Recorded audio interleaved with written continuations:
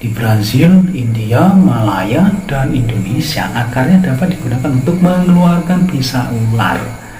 Namun, getah dari tumbuhan patah tulang ini sangat beracun. Apabila terkena mata, dapat terjadi iritasi penyebab kebutaan. Dan apabila tertelan, dapat merangsang muntah. Dan dapat menyebabkan rasa terbakar pada lidah, mulut, dan bibir. Getah dari tumbuhan patah tulang ini juga dapat dijadikan insektisida. Tumbuhan patah tulang memang banyak manfaatnya, namun bila dilihat dari sisi efeknya, dari tanaman ini lebih banyak mudaratnya dibandingkan manfaatnya, dan membahayakan bagi manusia apalagi bagi anak-anak. Jadi menurut saya tanaman ini masuk ke dalam tumbuhan pembasial dan memiliki energi negatif bila ditanam di sekitaran rumah.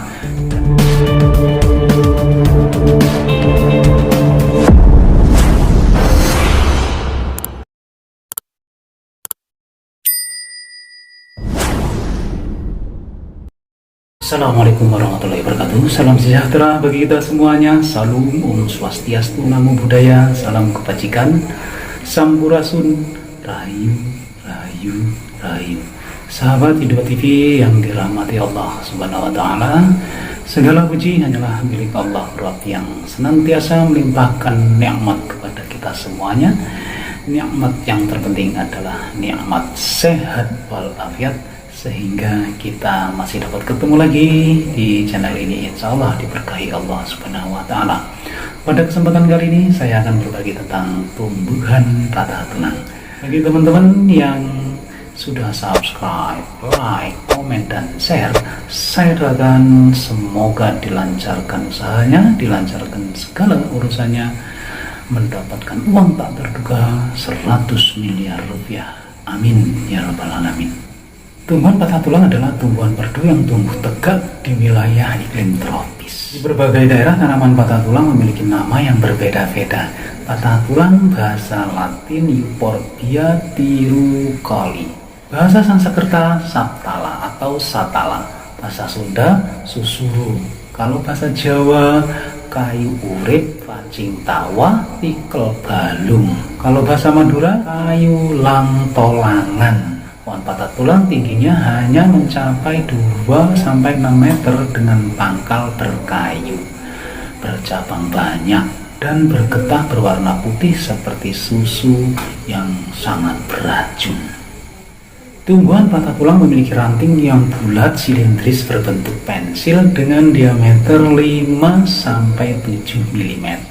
Setelah tumbuh sejengkal akan bercabang 2 yang letaknya melintang, demikian seterusnya, sehingga tampak seperti percabangan yang terpatah-patah.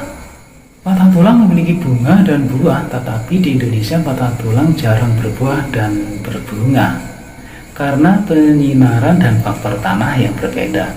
Biasanya tumbuhan ini lebih banyak menghasilkan bunga jantan ketimbang bunga betina. Pohon patah tulang memiliki buah yang terdapat di ujung ranting, terdiri dari 3 bagian belahan berbentuk bulat atau lobus berwarna hijau kekuningan. Tumbuhan ini lebih cocok tumbuh di tempat terbuka yang terkena cahaya matahari langsung. Namun habitat aslinya terdapat di semak-semak kering, hutan terbuka, dan padang rumput. Di Indonesia, tanaman ini dijadikan sebagai tanaman pagar, tanaman hias, tanaman obat, dan merupakan tumbuhan liar. Tumbuhan patah tulang cenderung tidak diserang penyakit karena getahnya yang beracun. Namun ada beberapa hama yang menyerang patah tulang yang menyebabkan batang dan akar membusuk sewaktu kondisi panas dan lembab, dan merusak tumbuhan ini dalam waktu singkat. Getah tumbuhan ini bersifatnya asam dan memiliki berbagai macam senyawa, sehingga tumbuhan ini dapat digunakan untuk meracuni ikan untuk mudah didapatkan. Di Jawa dan di beberapa daerah, tapal atau kulit dari batang pohon patah tulang ini dipergunakan untuk menyembuhkan patah tulang dan menyembuhkan penyakit kulit. Selain itu, getah patah tulang juga dapat mengeluarkan duri yang tertancap pada kulit atau sering disebut dengan keselusupan. Tumbuhan patah tulang juga digunakan sebagai penyembuhan tradisional untuk kanker, tumor, kapalan, atau kutil. Di Brazil, India, Malaya, dan Indonesia, akarnya dapat digunakan untuk mengeluarkan bisa ular. Sedangkan di Maluku dan Malabar, tumbuhan ini dapat digunakan untuk merangsang muntah dan anti sipilis. Sementara suku Kulawi di Sulawesi Tengah memanfaatkan daun dari tumbuhan ini sebagai diuretik, peluruh air seni.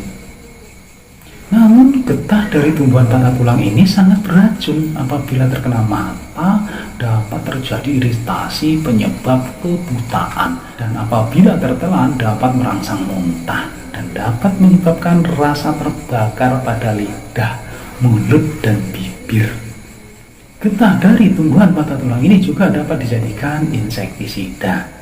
Ranting kering dari tanaman patah tulang ini itu bisa untuk mengusir nyamuk dan sangat efektif pula terhadap larva Aedes aegypti dan dapat juga mematikan beberapa bakteri. Pertolongan pertama apabila getah tumbuhan patah tulang memercik ke mata. Basuhlah mata dengan air dingin selama kurang lebih 15 menit dan ulangi lagi beberapa menit sampai bersih. Bisa juga menggunakan air kelapa atau santan kelapa untuk membasuh mata yang terpercik getah dari tumbuhan ini.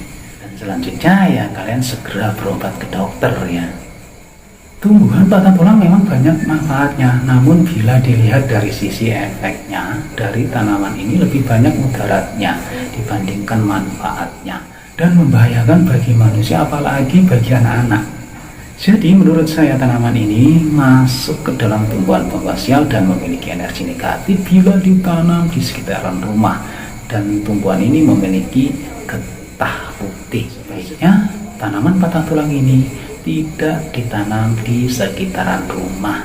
Oke teman-teman, demikianlah tadi mengenai tumbuhan patah tulang.